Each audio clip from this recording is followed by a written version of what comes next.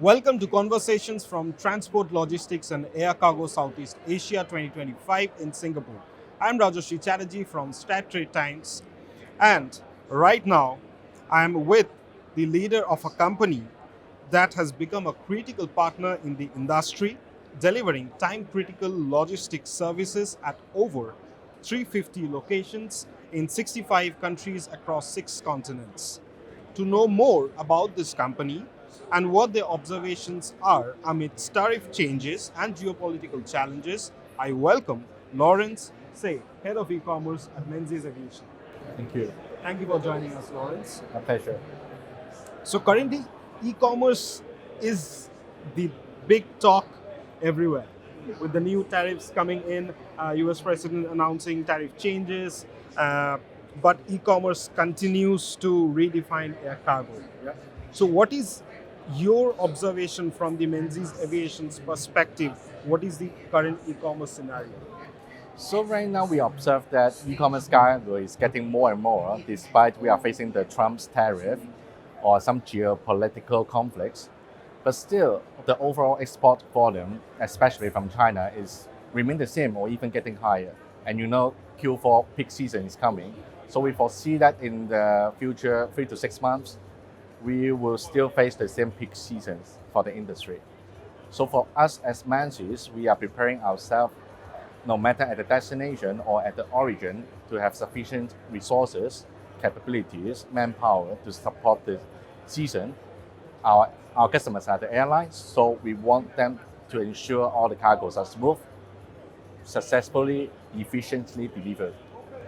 And with the de minimis regulations changing and this new tariffs coming in, do you think it has become a challenge, especially on the customs side or the handling side? I would say it's an opportunity for us because most of the shippers, they are not really 100% clear on what are the changes and what will be the latest updates. So for us, we serve as a subject matter expert to advise our customers what would be the best way, you may call it the test optimization or compliance checks, so that they can do things in compliance while still doing the business. And for us, it's an opportunity because a lot of customers reach out to us, not talking about freight forwarding, but they want to make sure they do things in compliance while shipping their goods to different destinations. But do you see any change in the routing preference among your airline customers due to these geopolitical changes and tariff updates? Routing preference. The major difference for now is that previously we say it's a China plus one due to the COVID influence because during COVID, China was locked down and a lot of suppliers are not well prepared for it. So therefore, after COVID, they start setting up the factories outside of China. That's what we call China plus one. So for now, we see that the trend becoming China plus two, because on the one hand, they want to set up one more alternative, such as Indonesia, Vietnam, or India, to make sure that the supply chain is 100% not influenced, not by by the future COVID or by the trade war. So the trend we are now observing is there are more and more cargo shipping out from Vietnam to Europe or Turkey to US. So this is a trend that we see. Export from China is shifting. China to US, the volume dropped a lot, but China to Europe is growing. So overall, the market is still healthy and growing. China to Europe is growing, and we are seeing a lot more players emerging like Vietnam, India. Yeah. And how about Bangladesh? Bangladesh is more about fashion apparel. Yes, because for fashion apparel, we see the previous major suppliers from China, but they have to look for the alternative providers. So despite right now Trump saying that manufacturing should happen in US, but it takes time.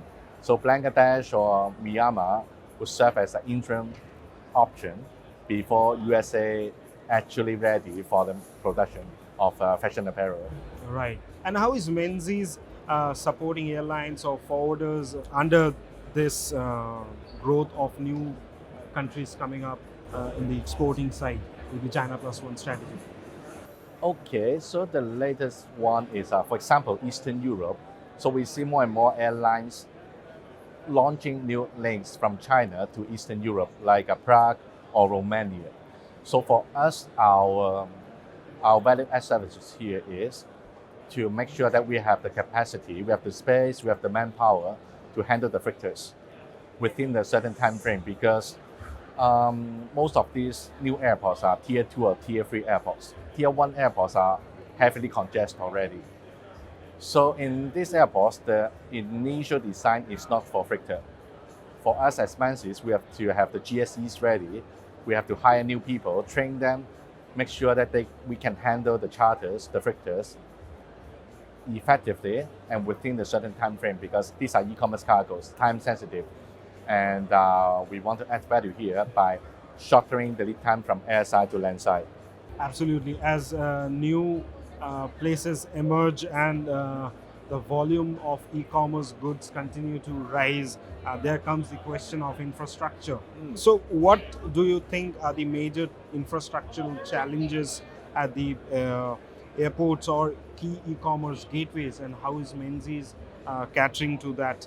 When freighter is getting more and more, or when more shippers or airlines are selecting Menzies as their preferred CTO, of course we are expanding our infrastructure through acquiring new companies. Like in the US, we just acquired G2 to strengthen our capabilities and also our cargo warehouse setup. In the other countries, we are also quite active in terms of new markets entry. And another example is in Budapest. We just finished a strategic acquisition of a company called Airport Services AS. So our capabilities and also presence in Budapest almost double. And so based on the new cargoes flowing into our facilities, we will then evaluate, or maybe for peak seasons, we will arrange some kind of a pop-up facility to support the peak seasons, such as Cyber Monday, Black Friday, Thanksgiving, Christmas, all the way until next year. So this is something that we will do a continuous evaluation. Any new acquisitions or partnerships in the pipeline? New acquisition, I think I will leave it to the C-levels to discuss. And for the partnership, we just announced a new partnership 2 weeks ago with Nanyuan, which is a feasibility tool for tracking and allotment. So we believe through this partnership that would further improve the lead time, the tracking lead time, and give the shipper and consignee more visibility on where is their cargo. Great. And looking ahead, how do you see the balance evolving between traditional air freight and e-commerce driven cargo? So for now, we observe that e-commerce cargo already contributing 1/3 of all the air freight cargoes, and it seems the trend is still going up, unless there are some critical policy changes. So for now, we see that for Menzies, we are investing on e-commerce, no matter on the infrastructure, on our system integration, and we also going to launch a new product called MILE, M-I-L-E, stand for Menzies Integrated Logistics for e-commerce. So through this new product, we want to make sure that through the joint force of AMI and Menzies, we offer a one-stop solution, end-to-end, not only for the air freight part, but also for the cargo terminals, using the same system to give the end-to-end visibility to our customers. Super. We are looking forward to that. And my last question is, any personal memory related to air cargo, or any moment in air cargo that has touched your heart? Okay, I can share one during my time with DHL Aviation, because the Central Asia in Hong Kong is mostly served for transshipments. But there's a special thing in Hong Kong. No matter it is import, export, or even transshipment, they have the right to inspect the physical shipments, parcels. So there's one time that we have to break down the ULD and identify a single parcel within 10 minutes before it's connecting to the next flight.